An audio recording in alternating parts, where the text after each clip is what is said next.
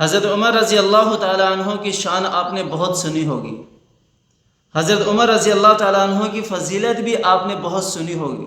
بڑے بیانات سنے ہوں گے حضرت عمر رضی اللہ تعالیٰ عنہ کے. حضرت عمر رضی اللہ تعالیٰ عنہ وہ ہستی ہے جو اسلام لانے سے پہلے بھی بہادر تھی. میں کیوں کہہ رہا ہوں کہ اسلام لانے سے پہلے بہادر تھی؟ اس لیے کہ جب مشرکین مکہ آپ صلی اللہ علیہ وسلم کو نعوذ باللہ قتل کرنے سے یعنی کہ قتل نہ کر سکے، ان کی ساری سازشیں دھری کی دھری رہ گئی، تو حضرت عمر رضی اللہ تعالی عنہ اٹھے اور انہوں نے کہا کہ تم سے یہ کام نہیں ہوگا، میں یہ کام کرتا ہوں، نعوذ باللہ میں آپ صلی اللہ علیہ وسلم کو قتل کرتا ہوں. اور حضرت عمر رضی اللہ تعالیٰ عنہ وہ ہستی ہیں جو آپ صلی اللہ علیہ وسلم کی دعا کا ثمر ہے. آپ صلی اللہ علیہ وسلم نے خانہ کعبہ کا غلاف پکڑ کر دعا مانگی، اللہم اید الاسلام بعمرین، عمر ابن خطاب اور عمر ابن جہل. تو اللہ تعالیٰ نے حضرت عمر رضی اللہ تعالیٰ عنہ کے حصے میں اسلام کو لکھا، اور حضرت عمر رضی اللہ تعالیٰ عنہ اسلام لے کر آئے. اور یہ وہی عمر ہیں جو اسلام لانے سے پہلے بہادری جو ہے وہ اسلام کے خلاف استعمال کر رہے تھے، اور جب ایمان لے کر آئے تو اللہ کے نبی سے پوچھ رہے ہیں، یا رسول اللہ کیا ہم حق پر نہیں ہیں؟ آپ صلی اللہ علیہ وسلم نے فرمایا، اے عمر ہم حق پر ہیں. فرمایا پھر ہم چھپ کر نماز کیوں پڑھ رہے ہیں؟ اور گھوڑے پر سوار ہوئے خانہ کعبہ کے اندر آئے اور اعلان کیا، آج اگر کسی نے اپنے بچوں کو یتیم کرنا ہے تو وہ میرے سامنے آ جائے.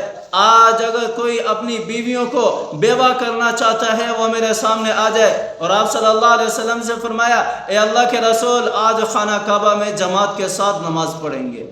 اللہ اکبر.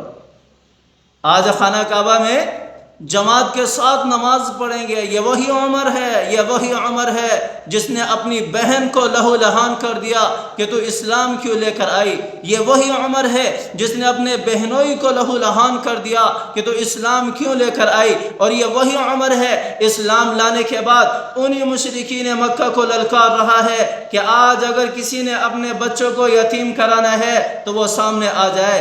آج اگر کسی نے اپنی بیویوں کو بیوہ کرنا ہے وہ سامنے آ جائے. اور یہی وہ عمر ہے، یہی وہ عمر ہے جب جنگ بدر ہوئی. جنگ بدر پر فیصلہ دیا گیا کہ ان سے فدیہ لے کر ان کو چھوڑ دیا جائے. تو حضرت عمر رضی اللہ تعالیٰ عنہ کا فیصلہ یہ نہیں تھا. حضرت عمر رضی اللہ تعالیٰ عنہ کا فیصلہ تھا کہ ان کو قتل کر دیا جائے، ان میں سے کسی کو بھی نہ چھوڑا جائے. اللہ تعالیٰ نے اس پر آیت نازل فرما دی.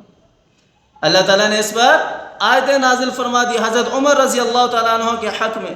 یہ وہی عمر ہے جب خلافت سنبھالتے ہیں تو روم کی طرف لشکر کو روانہ کرتے ہیں. روم کی طرف روم والے وہاں پر ان سے مشاورت کرتے ہیں، کہتے ہیں کہ ہم پہلے آپ کے بادشاہ سے ملنا چاہتے ہیں، آپ کے امیر سے ملنا چاہتے ہیں، اور آپ کے امیر سے مل کر پھر ہم فیصلہ کریں گے کہ ہم نے آپ سے جنگ کرنی ہے یا نہیں کرنی.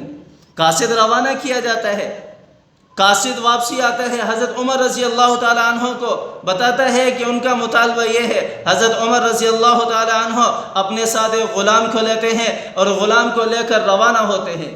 اور جب وہاں پہنچتے ہیں تو راستے میں ترتیب یہ تھی کہ کچھ کلومیٹر جو ہے وہ حضرت عمر رضی اللہ تعالیٰ عنہ سفر کریں گے اوپر بیٹھ کر، اور کچھ کلومیٹر جو ہے وہ غلام اوپر بیٹھے گا، اور حضرت عمر رضی اللہ تعالیٰ عنہ جو ہے وہ اونٹ کی نکیل کو پکڑیں گے.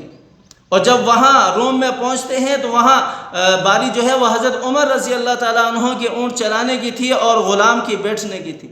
اور جب انہوں نے دیکھا کہ غلام سواری پر بیٹھا ہوا ہے اور جو ان کا بادشاہ ہے وہ اونٹ ہانک رہا ہے، تو وہ سارے کے سارے بولنے لگے کہ ہم جنگ نہیں کر سکتے، کیونکہ ہماری کتابوں میں لکھا ہوا ہے کہ اگر اس قسم کا آدمی تم سے آ کر جنگ کرے تو اپنے ہتھیار ڈال دینا، ان سے جنگ مت کرنا، تم ان سے کبھی فتح یاب نہیں ہو سکتے، تم ان سے کبھی فتح یاب نہیں ہو سکتے.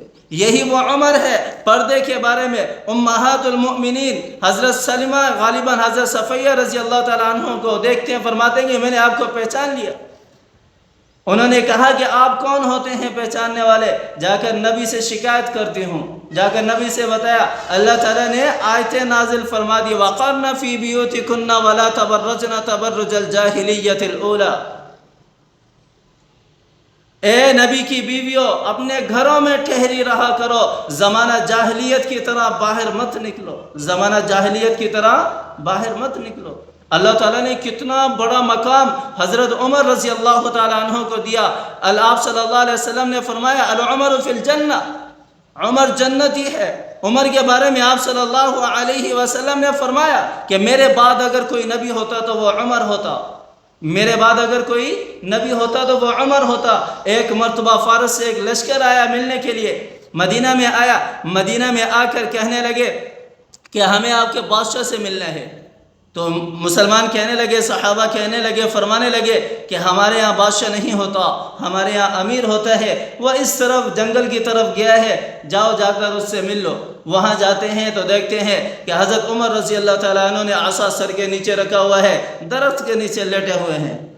جا کر ان سے بھی یہی کہا کہ ہمیں آپ کے بادشاہ سے ملنا ہے۔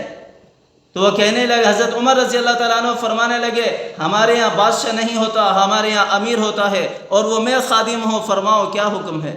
تو جب وہ دیکھتے ہیں کہ ان کا بادشاہ اس طرح کا ہے، اس طرح کا ہے، تو وہ سارے کے سارے اسلام لے آئے حضرت عمر رضی اللہ تعالیٰ عنہ کے ہاتھ پر۔